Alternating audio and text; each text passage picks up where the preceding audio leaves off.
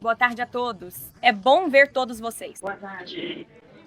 Com o presidente Trump como comandante-chefe, o mundo é um lugar muito mais seguro.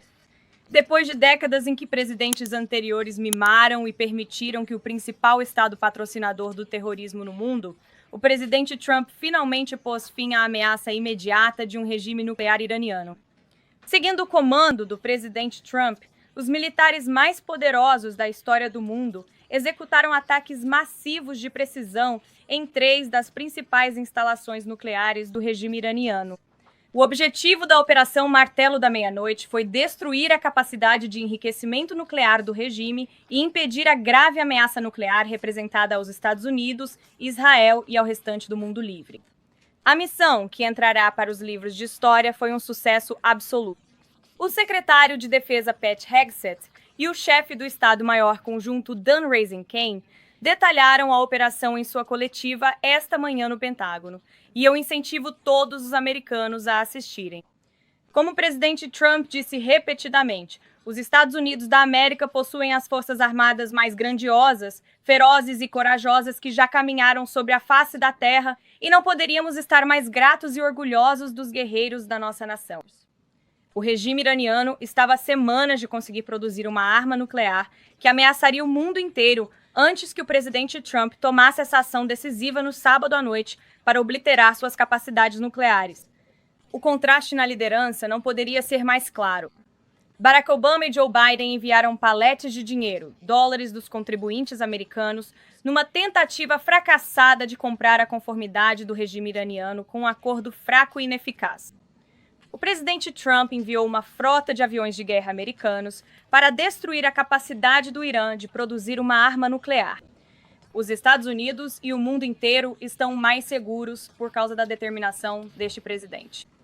Apesar dos vazamentos motivados por interesses da mídia falsa, que visam minar essa conquista incrível alcançada pelo presidente Trump e por nossos corajosos pilotos de combate, já está surgindo um amplo consenso de que as capacidades nucleares do Irã foram de fato destruídas. Os Estados Unidos, Israel, as Nações Unidas e até mesmo o Irã concordam que eles não podem mais construir uma arma nuclear. Então, o que o presidente fez, porque o presidente imediatamente se voltou para obliterar depois da ameaça nuclear iraniana? Garantir a paz. Em menos de 48 horas após o ataque devastador, o presidente Trump e sua equipe intermediaram um cessar-fogo histórico entre Israel e Irã e encerraram oficialmente a guerra de 12 dias. O Oriente Médio agora está deixando o caos e o derramamento de sangue para trás e caminhando para os estágios iniciais de uma nova era de paz e estabilidade, algo que o presidente Trump há muito tempo pede que eles alcancem. Isso era impensável há uma semana. E é assim que se parece a paz através da força. Sob o comando do presidente Trump, os Estados Unidos avançarão incansavelmente nossos interesses sem serem arrastados para guerras intermináveis. Sua liderança destemida garante que a América volte a ser respeitada em todo o mundo. Basta olhar para o que ele conseguiu realizar na cúpula da OTAN, na Holanda. Muitos de vocês estavam lá. Nossos aliados concordaram em investir 5% de seu PIB anualmente em defesa, porque o presidente Trump exigiu isso. Este será o reforço mais significativo da defesa coletiva da OTAN em toda a história da aliança. E como resultado, os Estados Unidos da América carregarão menos esse fardo, e nossos aliados da OTAN serão mais fortes do que nunca.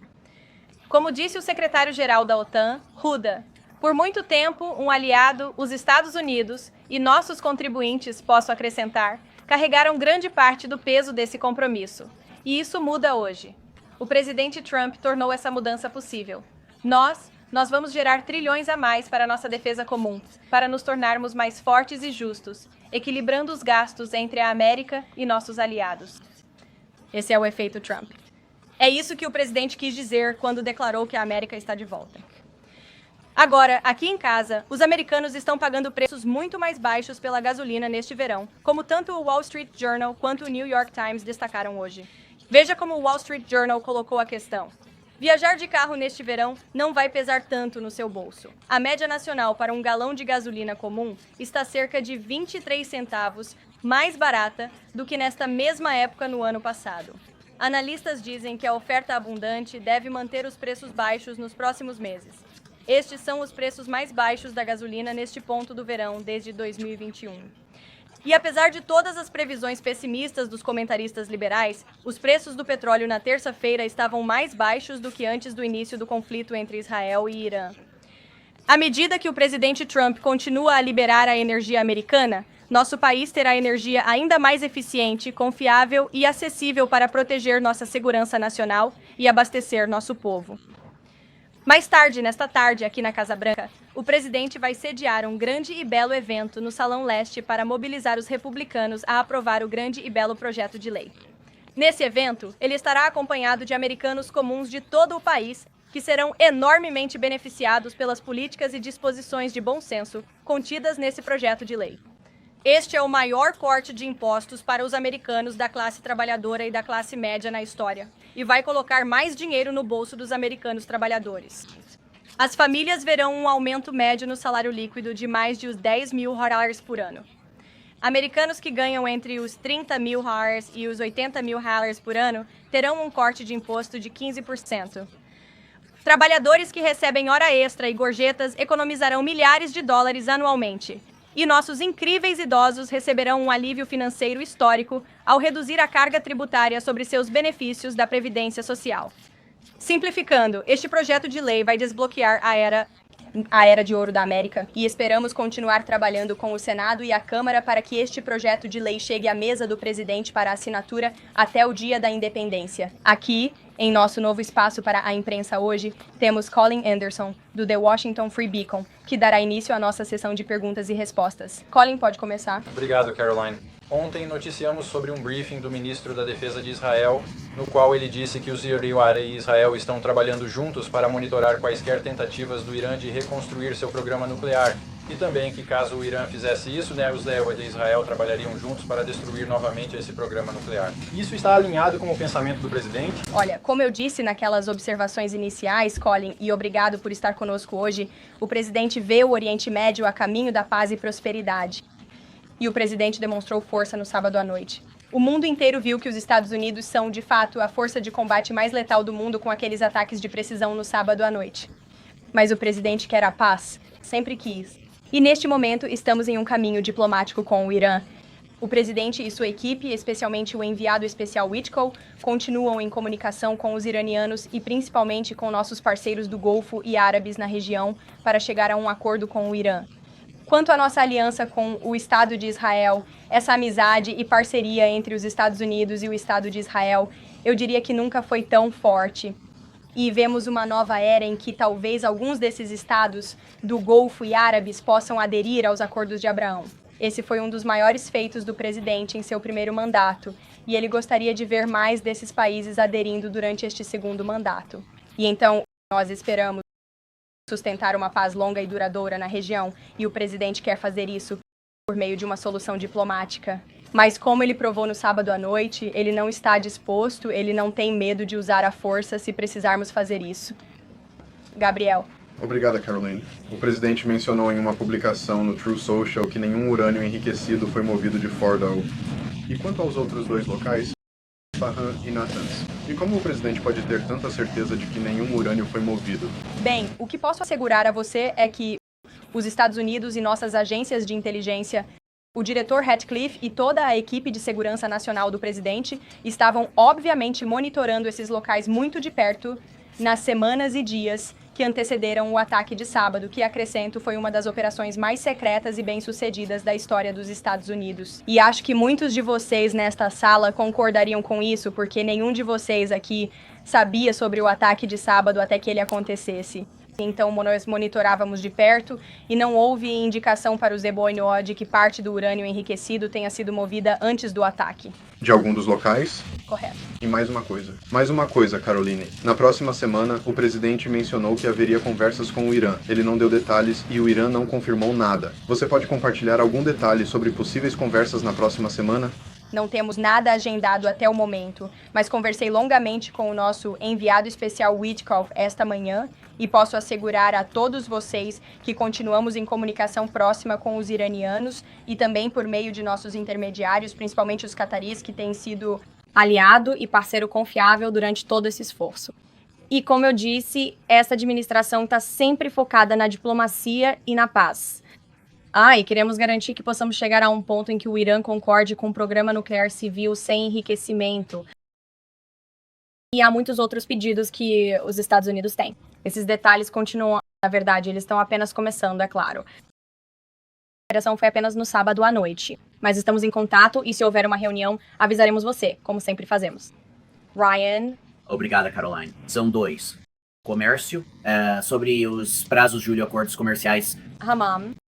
Esse prazo ainda é rígido e rápido para o presidente, ou ele está considerando até mesmo fazer acordos comerciais depois desse prazo? E como ele está nesse sentido daqui para frente? Acho que o presidente já foi questionado sobre isso várias vezes por muitos de vocês da imprensa. Já o ouvi responder a isso em coletivas de imprensa e em conversas informais. Ele acabou de falar sobre isso no Air Force One. O prazo não é crítico. O presidente pode simplesmente oferecer um acordo a esses países se eles se recusarem a nos dar um até o prazo. Isso significa que o presidente pode escolher uma tarifa recíproca que ele acredita ser vantajosa para os Estados Unidos e para o trabalhador americano. E ele continuará fazendo isso. Mas, quanto aos acordos, nosso embaixador de comércio dos Estados Unidos, Jameson Greer, eu falo com ele com frequência, ele está trabalhando muito duro. E ele tem tido discussões muito boas e produtivas com muitos dos nossos principais parceiros comerciais. E sobre o grande e belo projeto de lei, há conversas acontecendo no Congresso agora sobre os cortes no Medicaid. Estou curioso, se o projeto de lei final sobre o qual o presidente tem falado chegar até ele e tiver cortes no Medicaid, ele vai assinar ou preferiria que o Congresso simplesmente eliminasse esses cortes? Acho que nossos amigos no Senado e na Câmara sabem a posição do presidente em relação ao Medicaid. Ele quer acabar com o desperdício, a fraude e o abuso. E eles estão trabalhando para fazer isso no Senado agora. Jennifer... Uma continuação sobre isso. Sobre o Big Beautiful Bill, há tempo suficiente para o Congresso trabalhar nas questões que precisa resolver? O que eu quero dizer é que o presidente precisa adiar um pouco o prazo. Esperamos que o projeto de lei esteja na mesa do presidente para assinatura até 4 de julho. Bem, eu sei que houve uma decisão do parlamentar do Senado esta manhã. Olha, isso faz parte do processo, isso faz parte do funcionamento interno do Senado dos Estados Unidos. Mas o presidente está determinado a ver esse projeto de lei em sua mesa aqui na Casa Branca até o dia da independência. E sobre Israel, já há uma data marcada para o primeiro-ministro visitar a Casa Branca? Ele vem em algumas semanas? Não há uma data, mas o primeiro-ministro expressou interesse em ir à Casa Branca para se encontrar com o presidente e ir a Washington. O presidente está, obviamente, muito aberto a isso, mas não temos uma data. Quando isso acontecer, avisaremos a todos. Kate? O presidente sugeriu que estava aberto a enviar mais mísseis de defesa aérea Patriot para a Ucrânia. Isso vai acontecer? E houve alguma outra garantia que ele deu diretamente ao Zelensky quando se encontraram? Vou deixar que o presidente fale sobre isso. Essa foi uma conversa privada entre ele e o presidente Zelensky. Mas a reunião foi boa. E foi uma reunião em direção ao progresso. E o presidente, como disse repetidamente, quer ver essa guerra chegar ao fim. Mas vou deixar que ele fale sobre essa questão específica. E o Wickoff sugeriu ontem que haveria mais países assinando os acordos de Abraão. Qual é o cronograma para isso? E quais países especificamente o governo está querendo que adiram? Bem, o presidente certamente está esperançoso de que mais países na região assinem os acordos de Abraão. Mais uma vez, queremos ver uma paz duradoura no Oriente Médio, e é assim que podemos fazer isso. Bem, e quando o presidente se encontrou com o novo presidente da Síria, esse foi um dos pedidos que ele fez para que a Síria assinasse os acordos de Abraão. Não tenho um cronograma para você, mas este governo quer que isso aconteça, e nossos parceiros na região devem saber disso. Raquel. Muito obrigado. Apenas para dar continuidade à reunião que o presidente mencionou sobre querer ter essa reunião com os iranianos na semana que vem, claramente há uma disposição por parte do governo em querer se reunir com autoridades iranianas. Qual é o entrave para tentar agendar essa reunião? Vocês estão enfrentando alguma resistência por parte dos iranianos? Não. Tenha um pouco de paciência. Acabamos de ter esse ataque no sábado à noite. O presidente garantiu um cessar-fogo. Ele estava na Holanda. Agora está de volta ao país para avançar com as prioridades domésticas. Então vamos chegar lá.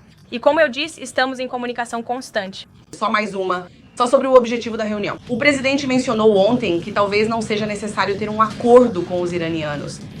Qual é o propósito? Qual seria o objetivo desta reunião? Mais uma vez, para continuar avançando em direção a uma paz duradoura no Oriente Médio. Jordânia. Sim, Caroline. Obrigado. Então, o presidente dirigiu palavras duras a Israel e ao Irã na terça-feira, ao sair da cúpula da OTAN, após ambos violarem o cessar-fogo, disse ele. Qual a sua resposta para os americanos preocupados que a paz não vai durar e acham que Israel está tentando nos arrastar para outra guerra sem fim em nome deles? Acho que o fato de o presidente ter conseguido negociar com sucesso um cessar-fogo quando ninguém achava que isso era possível foi uma surpresa para todos nessa sala, foi uma surpresa para o mundo, mas o presidente conseguiu porque ele quer ver a paz neste mundo.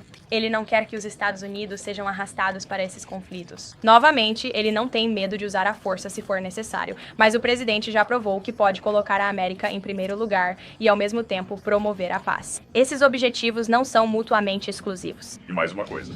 Você sabe, depois que Kari Lake, ela testemunhou no Comitê de Relações Exteriores da Câmara sobre o desperdício, fraude e abuso e a verdadeira decadência na Voice of America e na USAJOD. O presidente pediu ao Congresso que acabasse com isso. Como isso seria? E o presidente está disposto a assinar uma ordem executiva? Bem, acredito que essa ação teria que ser legislativa através do Congresso e o presidente orientou o Congresso a fazer isso em sua postagem no Truth Social ontem. Se houver alguma ação executiva que possa ser tomada para reduzir parte do desperdício, fraude e abuso ou acabar com o programa completamente, tenho certeza de que nosso grande vice-chefe de gabinete, Stephen Miller, já está investigando. E se isso puder ser feito, será feito aqui na Casa Branca. Mas o Congresso também deve agir. O pra trás. Vai em frente. Sim. Ok. Caroline, obrigada. A administração disse que... Pra trás então, Kari. Eu irei até você. O relatório da DIA, com informações de baixa confiança, pode compartilhar quais outras avaliações estão em andamento para chegar ao fundo de quão eficazes esses ataques foram. Sim. Bem, posso lhe assegurar o que o diretor da CIA disse, que quando analisamos todo o conjunto de informações de inteligência que temos até o momento, isso conclui que esses ataques contra os iranianos, as instalações nucleares iranianas, foram absolutamente bem-sucedidos. Foi uma aniquilação total, como o presidente disse. E não apenas nossa própria inteligência afirma isso, mas também o ministro das Relações Exteriores do Irã disse o mesmo. Vimos também Israel chegar à mesma conclusão com base em sua própria inteligência. Também tivemos as Nações Unidas afirmando isso. Então, acho que a única outra vez em que as Nações Unidas, Israel, Irã e os Estados Unidos concordaram em algo foi sobre o fato de que o céu é azul. Mas todos concordam que as instalações nucleares do Irã foram completamente demolidas. E eu só gostaria de reforçar, você mencionou que isso era uma avaliação preliminar de inteligência de baixa confiança e a totalidade dessa avaliação não foi vazada para a mídia. Apenas trechos dessa avaliação foram vazados para a CNN. E já vimos esse roteiro antes, em que pessoas da comunidade de inteligência, ou talvez do Capitólio, não sabemos, mas eu acredito que o FBI está investigando para descobrir quem foi o responsável pelo vazamento, porque isso é ilegal e essas pessoas devem ser responsabilizadas por isso. Vazaram trechos e partes de uma avaliação de inteligência para promover uma narrativa falsa e foi para a mesma repórter, acrescento, Natasha Bertrand, da CNN, que já fez isso no passado. Em 2020, foi a Natasha Bertrand quem ouviu 51 analistas de inteligência mentirem para ela, mas por algum motivo ela ainda assim publicou que a história do laptop de Hunter Biden era desinformação russa. Todos nós sabemos que isso não é verdade, certo? Agora todos podemos concordar com isso. Isso foi uma mentira da comunidade de inteligência. Também em 2020, essa mesma repórter, Natasha Bertrand, escreveu que uma das principais agências de inteligência descartou a teoria de que o coronavírus teria vazado de um laboratório criado pelo homem. Mais uma vez, o presidente estava certo sobre isso. Essa repórter escreveu uma mentira da comunidade de inteligência para sustentar uma narrativa que ela queria provar e adivinha só, agora sabemos que isso é a verdade. Além disso, em 2024, Bertrand divulgou a farsa dos Suckers and Losers. Ela também divulgou a farsa dos Fine People, que consistia em tirar propositalmente as palavras do presidente de contexto, e então, em outubro passado, e acredito que isso seja notável, Natasha Bertrand publicou um artigo no Político a partir de informações da agência de inteligência. Ela afirmou que John Ratcliffe estava falando sem qualquer evidência ao dizer que o Irã estava tentando minar a campanha presidencial do presidente Trump. E então, é claro, descobrimos que isso era absolutamente verdade. Na verdade, o governo Biden desclassificou um relatório de inteligência que dizia que havia grande confiança de que o Irã havia feito exatamente o que Ratcliffe alegou. Eles realmente conduziram uma campanha de influência para prejudicar a candidatura do presidente Trump. Na verdade, sabemos que os iranianos tentaram tirar a vida do presidente Trump. Portanto, esta é uma repórter que infelizmente tem sido usada por pessoas que não gostam de Donald Trump neste governo para promover narrativas falsas e mentirosas. Ela deveria ter vergonha de si mesma. E não é isso que é reportar. O jornalismo está tentando descobrir os fatos e a verdade. E esta semana vimos esse mesmo repórter sendo usado para divulgar uma narrativa falsa para tentar minar o presidente dos Estados Unidos e, mais importante, os bravos pilotos de caça que conduziram uma das operações mais bem-sucedidas da história dos Estados Unidos. E acho que o povo americano sabe perfeitamente que esta operação foi um sucesso total e completo. Isabel. Obrigada, Caroline. O Miami Herald publicou recentemente uma reportagem dizendo que o governo Trump estava visando crianças migrantes acolhidas. O governo Trump denunciou isso como falso. Você poderia esclarecer a posição do governo Trump sobre a proteção de crianças migrantes, particularmente as 300 mil perdidas durante o governo Biden? Sim, vi o artigo do Miami Herald ontem e fiquei horrorizado com a manchete. Flagrante acusar esta administração de tentar atingir crianças adotivas. Isso não é de forma alguma o que está acontecendo no Departamento de Segurança Interna. E eu soube que o Departamento de Segurança Interna realmente tentou trabalhar de boa fé com esse repórter para acertar essa matéria, para explicar que esta administração está tentando proteger as crianças acolhidas. Estamos tentando manter as crianças fora de perigo, mesmo que isso signifique que seus pais não sejam cidadãos que obedecem à lei. Queremos proteger as crianças, ao contrário da administração anterior, que permitiu que crianças fossem traficadas e estupradas e, em alguns casos, mortas por causa das políticas de fronteira aberta. Infelizmente, o Miami Herald simplesmente se degradou completamente com essa reportagem, apesar de ter recebido uma lista completa de fatos do Departamento de Segurança Interna. É mais um exemplo de notícia falsa? E os números da fronteira de maio falam por si só. Nenhum imigrante ilegal foi permitido entrar neste país por causa das políticas de fronteira desta administração no mês de maio. Isso significa que nenhuma criança foi permitida entrar neste país, possivelmente com coiotes ou traficantes de pessoas. E sabemos que isso estava acontecendo a uma taxa de milhares e milhares de crianças todos os meses na administração anterior, durante 4 anos, e você não viu nenhuma reportagem sobre isso no Miami Herald. Mas agora eles estão tentando acusar esta administração. E tentamos dar-lhes os fatos e eles se recusaram a relatá-los, então obrigado por trazer esse relatório à tona. Aisha? Bom ver você. Você também. Eu sei você. Você está no Capitólio. Eu sei. Hoje estou aqui. Eu sei que você está procurando por esse informante. Você acredita? Eu sei que você disse antes que não tem certeza se está no Capitólio ou no Pentágono, mas você acredita que pode estar no Capitólio? E quão confiante você está de que vai encontrar esse informante? Bem, eu pessoalmente não estou procurando um informante. O FBI está procurando um informante. Então você vai ter que perguntar a eles e ao Departamento de Justiça e em relação a essa investigação. Mas, você sabe, vazar informações confidenciais de alto nível, é um crime. E as pessoas precisam ser responsabilizadas por esse crime. Posso te perguntar como vocês vão limitar o acesso à inteligência para o Congresso? O que você diria aos legisladores com privilégios de supervisão e que precisam de informações? Esta administração quer garantir que informações confidenciais de inteligência não acabem em mãos irresponsáveis e que as pessoas que têm o privilégio de acessar essas informações ultrassecretas estejam sendo responsáveis com elas. E, infelizmente, claramente, alguém que teve acesso a isso, e eram pouquíssimas pessoas, um número muito pequeno de pessoas em nosso governo que viram esse relatório, essa pessoa foi irresponsável e precisamos ir ao fundo da questão e fortalecer esse processo para proteger nossa segurança nacional e proteger o público americano. Sobre esse assunto, Mary Margaret, vá em frente. Obrigada, Caroline. Claro. Você acabou de expor muitas histórias diferentes sobre desinformação que Natasha Bertrand divulgou durante seu tempo no Político e na CNN. Por que algum membro do governo Trump vazaria alguma coisa para ela? Bem, novamente, como acabei de dizer, estamos investigando quem foi o responsável pelo vazamento. Pode ter sido alguém da comunidade de inteligência ou pode ter sido alguém no Capitólio que teve acesso a esse documento. O FBI está procurando por essa pessoa. Vá em frente. Obrigada, Caroline. O presidente estava... E feito minar o presidente, a pergunta. E Me desculpe, eu realmente queria retomar esse assunto rapidamente. Antes dos ataques ao Irã, vimos vários outros vazamentos sobre Tulsi Gabbard, o vice-presidente Pence. Existe algum esforço para dividir a equipe do presidente em relação a esses vazamentos e os repórteres que eles escolhem? Eu realmente acredito um esforço fora deste prédio para tentar dividir a equipe do presidente aqui dentro. E às vezes você precisa olhar para essas manchetes e rir, porque já estive em reuniões onde sei que essas coisas são absolutamente falsas. E novamente fazemos o nosso melhor aqui, acredito, para tentar rebater e corrigir as informações com todos vocês, mas existe reportagem falsa. Essa é apenas a realidade deste país, infelizmente.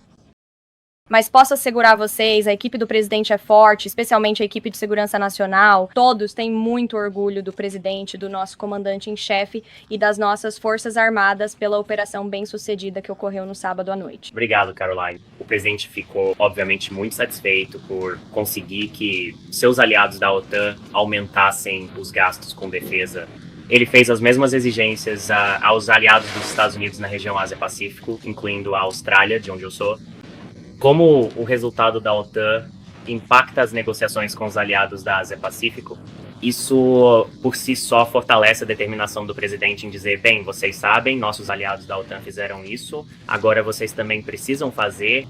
Sim, quero dizer, veja, se nossos aliados na Europa e nossos aliados da OTAN conseguem fazer isso, eu acho que nossos aliados e amigos na região Ásia-Pacífico também podem.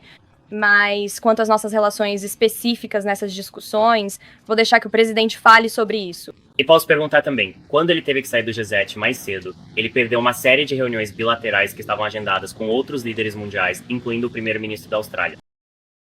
Obviamente, o presidente Zelensky, ele conseguiu se encontrar desde então, mas há planos em andamento para compensar essas reuniões com os líderes mundiais que ele não pôde encontrar? Sim, acho que muitos desses líderes mundiais entenderam a situação que estava acontecendo no Oriente Médio e a urgência e a necessidade de o presidente voltar para Washington para monitorar essa situação.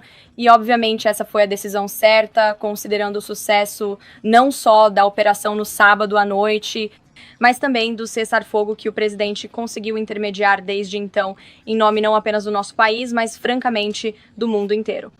Bem, mas ele marcou algumas dessas reuniões e também teve ligações telefônicas diretas com alguns dos líderes com quem deveria se reunir.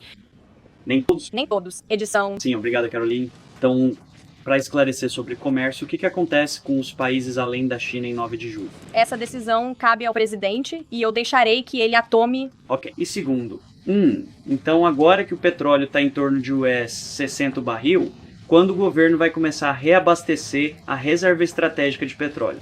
Essa é, novamente, uma decisão que cabe ao presidente e ao nosso secretário de Energia. Até onde eu sei, não há planos iminentes para fazer isso.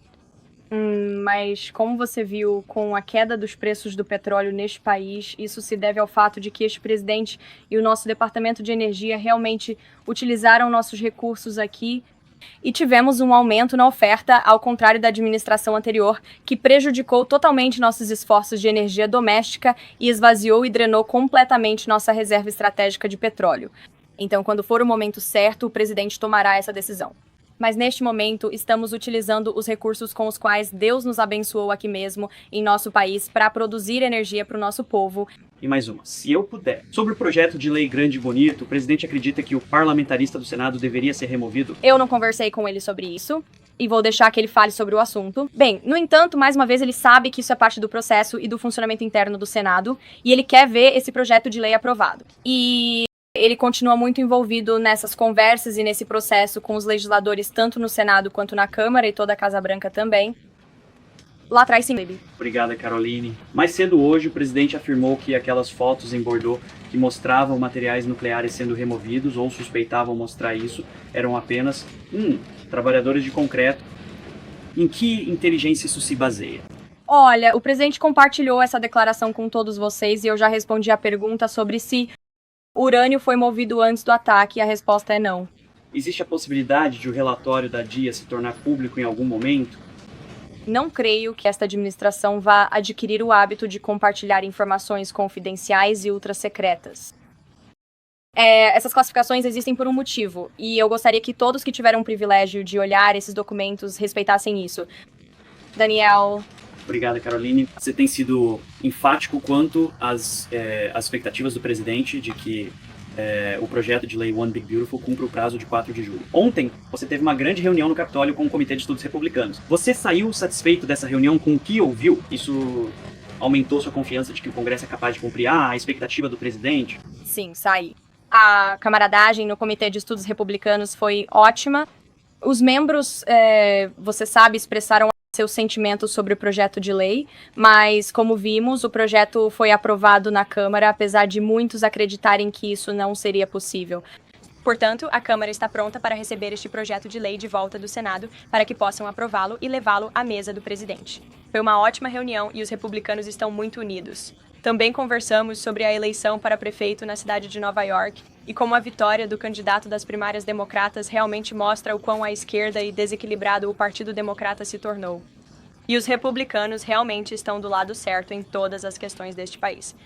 Bem, estamos do lado da proibição de homens em esportes femininos, do lado de impostos baixos e fronteiras seguras, então esse foi o tópico da discussão. E a união era forte, a camaradagem era grande, e sei que todos estão ansiosos para estar aqui na Casa Branca para a assinatura do projeto de lei na semana que vem. Claro. Obrigada, Caroline. A Suprema Corte decidiu esta manhã que a Carolina do Sul tem permissão para considerar a Planned Parenthood não é uma provedora de saúde qualificada e isso a impedirá de receber fundos do Medicaid. A Casa Branca tem uma declaração sobre essa decisão e o presidente apoiaria um projeto de lei independente do Congresso para cortar o financiamento da Planned Parenthood em nível federal, em vez de deixar que cada estado determine isso. Deixarei o presidente falar sobre essa prioridade legislativa, mas quanto à decisão da Suprema Corte, o presidente sempre afirmou que os americanos não deveriam ser forçados a violar sua consciência e sua liberdade religiosa ao fazer com que seus impostos financiassem abortos, e estamos felizes que a Suprema Corte tenha decidido desse lado hoje. Ou ontem. E então, sobre o Irã, mas em uma questão interna, em janeiro, o presidente Trump revogou as informações de segurança de vários governos anteriores, incluindo Mike Pompeo, Mark Milley e John Bolton. Dadas as tensões crescentes com o Irã neste momento, ele está considerando restaurar essas medidas de segurança? Isso não está sendo considerado agora. Fran. Se eu pudesse continuar falando sobre comércio, também tenho uma pergunta sobre o projeto de lei. Você está dizendo, neste momento, que não há planos para estender esse prazo de 8 e 9 de julho? Quero dizer, especialmente com tudo o que tem acontecido do Irã ao projeto de lei tributária no Capitólio. Isso está sendo considerado de alguma forma neste momento? Talvez possa ser estendido, mas essa é uma decisão que cabe ao presidente tomar. E em relação ao próprio projeto de lei, desde que o presidente voltou, o que ele tem feito, além do evento que ele terá mais tarde hoje, para tentar conquistar os senadores indecisos? Ele está fazendo ligações, pressionando, está recebendo algumas pessoas na Casa Branca? Você pode nos contar mais sobre esse esforço? Houve reuniões na Casa Branca esta semana. Eu vi alguns senadores saindo do Salão Oval outro dia e o presidente continua ao telefone conversando com seus amigos no Senado quando necessário. E quando eles ligam, ele atende. E acho que é por isso que eles confiam muito e respeitam sua liderança. E teremos aquele grande evento mais tarde, hoje à tarde, às 4 horas. Eu encorajo todos vocês a assistirem. Vamos ter alguns grandes americanos do dia a dia presentes. Teremos alguns motoristas de entrega que recebem gorjeta. Acho que vamos ter um barbeiro do grande estado do Arkansas aqui presente. Vamos ter alguns agentes da lei, alguns agentes da patrulha de fronteira. E Tom Homan também vai falar. Então, o objetivo deste evento é mostrar ao povo americano como este projeto de lei funciona para eles e como há disposições neste projeto que vão mudar suas vidas. Você pode nos dizer que você... senadores que você viu saindo do Salão Oval? Vou deixar que o presidente fale sobre isso, se ele quiser. Não compartilho detalhes sobre as reuniões privadas dele sem sua permissão. Emily, pode prosseguir.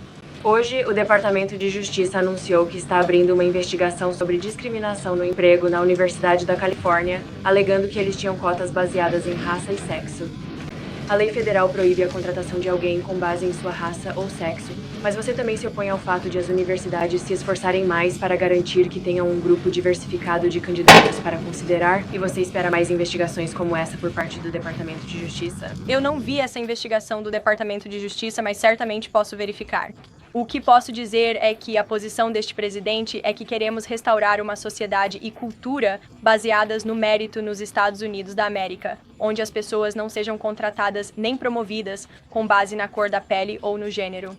O presidente quer que as pessoas sejam contratadas no mercado de trabalho por seu mérito e suas habilidades, e acredito que a maioria dos americanos concorda com isso. Vou responder mais uma. Carrie, por que prometi a você mais cedo? Então, o Ayatollah Khomeini se pronunciou e disse que o Irã, abre aspas, nunca se renderá aos Ismail. Dito isso, o que resta a ser feito diante das possíveis respostas de representantes iranianos na região e até mesmo no EUA? Olha, vimos o vídeo do Ayatollah e, bem, quando você tem um regime totalitário, é preciso salvar as aparências. Acho que qualquer pessoa de bom senso e mente aberta sabe a verdade sobre os ataques de precisão no sábado à noite. Eles foram extremamente bem-sucedidos e foi isso que levou ao acordo de cessar-fogo entre Israel e Irã, pelo qual o presidente está muito agradecido. E os Estados Unidos da América continuam preparados para defender nossos ativos e nosso pessoal na região. E, novamente, eu só gostaria de enfatizar o sucesso do ataque que ocorreu no sábado à noite e o mundo está mais seguro por causa disso. Obrigado, pessoal, por terem vindo hoje e vocês verão o presidente às 4 horas. Obrigado.